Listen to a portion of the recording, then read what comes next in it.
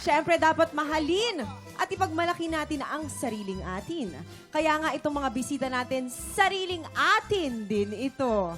Mga nagagwapuhang kapuso stars, let's welcome Xavier Ramos and Jerry Gonzalez! Yun! Hello. Hi. Mag-ingay. Tiktropa, mag-ingay! Let's go! Ay, grabe ang gagwapo. Pinoy na Pinoy ang kapugian ng ating mga panauhing pangdangal. Salamat. At hindi lang yan, ito pakiramdam ko, marami na rin silang pinagdaanan sa buhay. Kaya naman sila ang mga kasama nating magbigay ng payo sa isa na naman nating tiktropa. Sakto, dahil ang mga tiktropa nating marites may natisod na namang issue online. Humanda na dahil... Eto na nga!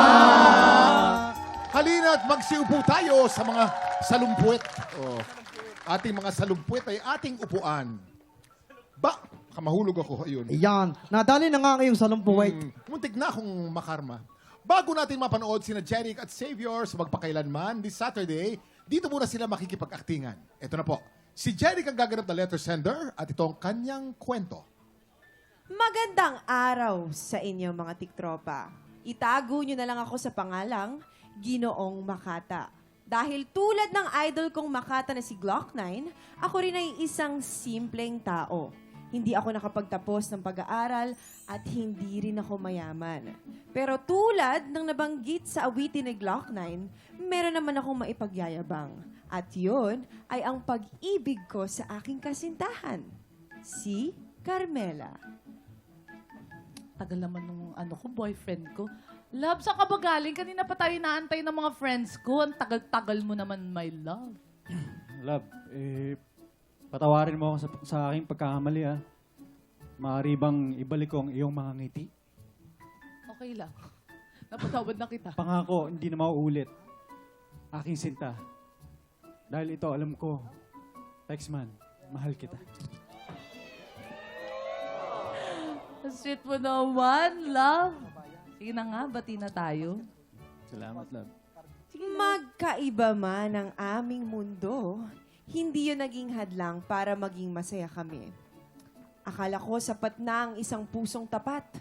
Pero hindi ko akalain na darating ang araw na mararamdaman kong may kulang pala sa akin. Ito na mga friends ko. Ay. Love, meet my mga friends. Ito nga pala si Gemma and Xavier. Hello. Oh my God. Hi, Carmela. And hi, boyfriend ni Carmela. What's up, brother? Finally, so cute. Why are so late? Ang tagal niyo. Alam niyo ba, 30 minutes na kami dire. Pasensya na, nasira kasi yung MRT papunta dito. MRT? Hasin na MRT? Why, wala kang car? Wala akong... Hindi, coding siya ngayon. Coding. Di ba? Coding ka. Hindi pwedeng ilabas yung sasakyan niya kapag coding. Okay lang. Okay, no problem. So, ganito na lang. Where do you guys want to eat? Parang, I'm craving for steak. Tapos I love after, steak. I love coffee tayo. Ikaw ba, bro? Ano, G? Ako, G ako. G! I'm Gino. G? I'm B. I'm boyfriend.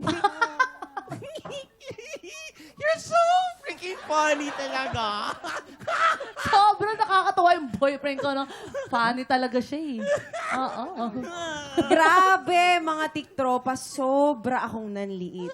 Pakiramdam ko, ikinahihiya ako ni Carmela. At heto na nga. Noong sinabi kong nasaktan ako sa nangyari, ang sagot niya lang sa akin, ang OA mo naman.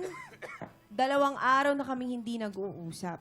Hinihintay ko pa rin ma-realize niya kung bakit ako nagtatampo. Pero habang tumatagal, napatanong na rin ako sa sarili ko, OA nga ba talaga ako? O tama lang na hintayin kong humingi siya ng sorry? Ano sa tingin ninyo? Nagmamahal, Ginoong Makata. Yan. Medyo mahirap yun, ha? Ang tanong natin, kung kayo si Ginoong Makata, anong dapat niyong gawin? Bigyan niyo ng advice. Pinakauna, of course, Jeric. Advice? Siguro, mas maganda magpakatotoo ka na lang kasi alam mo sa isang samahan, sa isang relationship, nagsisimula sa magandang pundasyon yan. So kung sa una pa lang, hindi ka na totoo sa partner mo. So, hindi na kagad maganda yung magiging ano nun. Tama. kalalabasan Walang niyan. patutunguhan. Walang Tama. patutunguhan Oo. yan. No? Ikaw naman, Xavier. Magandang advice sa mga Gen Z, mga relationship Sa na akin Gen naman, Z. Kuya Kim, sa experience ko, Oh. tama si Jerry kasi dati trinay ko rin magsinungaling, hindi rin Oo. nag-trim. Hanggang ngayon, di kami. Oh. So, Pero ngayon nagsisinungaling ka pa, hindi na. hindi na. Ayan! Ang sasabi ko sa iyo, tol. Hindi na. So yun, tama naman sinabi ni Jerry, magpakatotoo ka na lang para at least Magpakatotoo. walang rason para... Siguro, Hiwalay. tanongin naman natin yung iba naman. Siguro, iba naman ang punto de vista, kumbaga. Oo, kasi Erlyn, ngayong ayan, sa galing sa'yo. generation natin, maraming mga social climber makasabay lang sa uso, lahat Sobra. gagawin, lahat ng mga kasinungaling sasabihin. Oh. Eh di, mas maganda nga yung magpakatotoo ka kasi, halimbawa, yung no filter kasi, yun yung ibig sabihin, totoong love. Yung pinapakita mo, wala kang holdback na, ay, sasabihin ko ba to? Sabihin mo kung anong gusto mong sabihin para kung mahal ka talaga niya, tanggap ka niya kung sino ka man. Kahit na may damage, sasabihin mo. Kahit kahit Ah, pasira iba. ulo ka na. Ay, kakaiba. Yes, kung mahal ka talaga, mahal ka talaga. Tama, di ba sabi Ikaw nga, naman, Allen. Ikaw. sabi nga, di ba, maging sino ka man. Teka lang, So, parang yun. naiiyak na naman si Alex. Oo. Hindi, Sino ba inuwa yan? ka. Sino ba yan? Maging sino ka Allen? man, bago pa tayo